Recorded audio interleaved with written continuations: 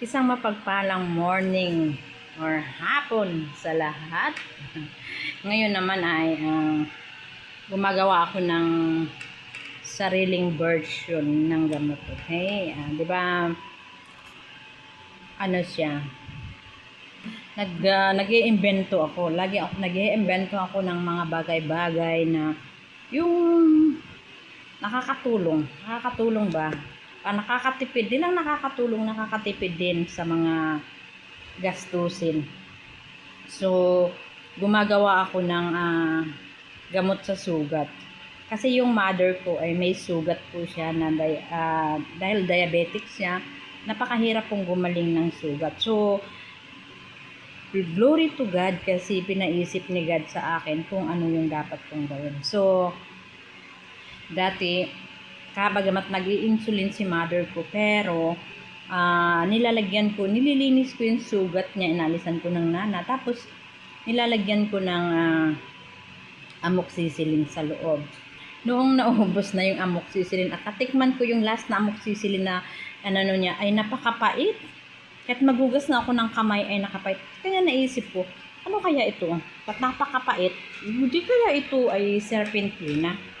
So ngayon, dahil mapait yung antibiotic na nilagay ko, naisip ko na, diba ang serpentina is isang halamang gamot din.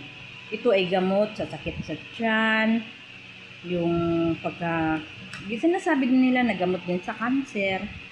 Pero ako proven ko talaga ng serpentina, kapag sumasakit yung tiyan mo, kumuha ka lang ng isang dahon, lagyan mong mainit na tubig, yun ay agad naman na naaalis yung sakit ng tiyan mo. Ngayon, ay may tanim ako dyan sa harapan namin ng serpentina. Ngayon, dahil nung bumisita ako sa Davao, ay namatay na yung mga serpentina yun.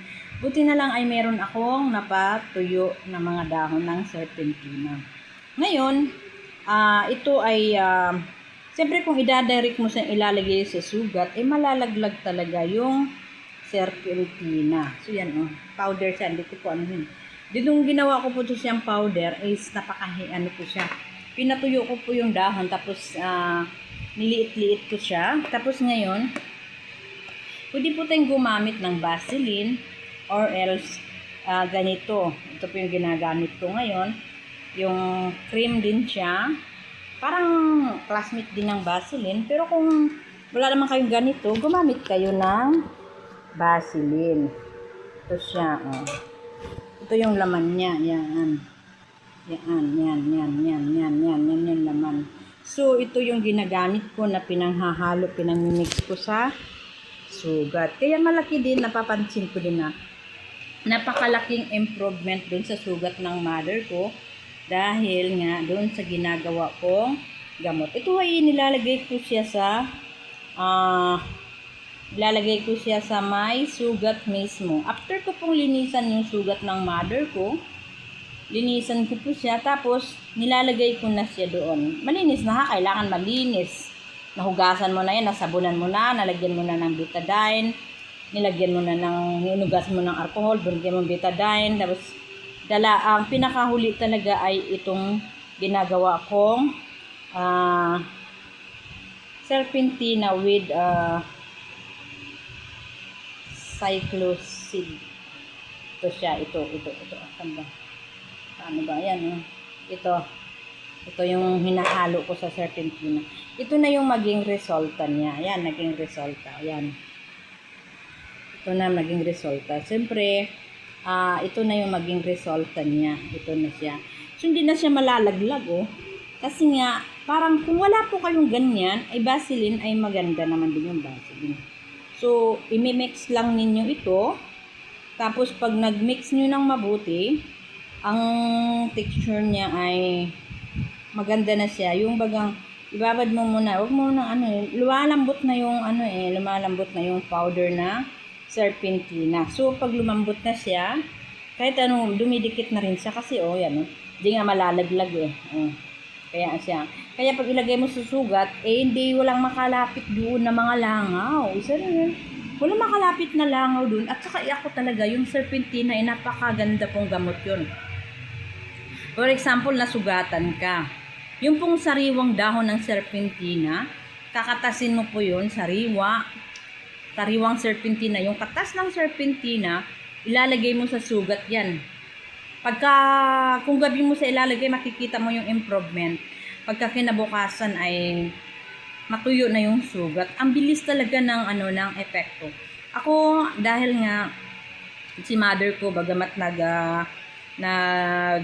nag-i-inject si mother ko, pero andun pa rin yung kailangan mo pa rin na hindi ka lang kampante, nalagyan mo ng linisan mo or ano pang ilinis mo. Takpan mo rin yung sugat. Kaya ako naisip ko na why not na yung serpentinang powder ay imimix ko. Inobserbahan ko siya ng isang linggo na ay maganda po ang resulta. Talagang maganda ang resulta. Kahit hindi po kayo diabetic, kahit sugat lang, kapag meron kayong serpentina dyan, yung sariwang dahon ng serpentina ay mabisa din yun. How much? Ito naman sa akin dahil nga ito ay second remedy. Second remedy kasi wala na yung serpentina ko sa harapan dahil dyan ay serpentina siya ng barangay. Barangay. Ibig sabihin, serpentina ng barangay, lahat po ng mga taong kabaryo ko, kapitbahay ko, lahat po sila ay nakikinabang. Nung kasagsagan ng nung tag-ulan, so umuusbong yung serpentina. So napakalabong at napakarami ang dahon ng serpentina. Kaya ako naman nung sobrang dami ng tumubong serpentina, hindi na kaya din na ubusin ng mga kapitbahay ko. Kaya pinutol ko yung mga sanga ng marami na kasi sobrang dami na kasi nila. Pinutol ko yung mga ibang sanga. Ngayon, yung pinutol ko, nanghihinayang din ako na itapon yung naputol na mga dahon ng serpentina. Kaya naisip ko na gawing dry. Pinatuyo ko yung dahon ng serpentina. Ilang buwan na pong lumipas itong tuyo ko. Ngayon, dahil wala nang matuyo na lang yung serpentina ko doon, konti na lang. Mayroon pa konti, pero hindi na talaga sapat. Itong powder na serpentina ay magagamit ko siya. Nagagamit ko pala talaga na panggamot sa sugat ng mother ko. Kaya may mga time kasi na yung mga bagay-bagay sa paligid natin ay ako natutunan ko na kasi ngayon yung mga mag-experiment.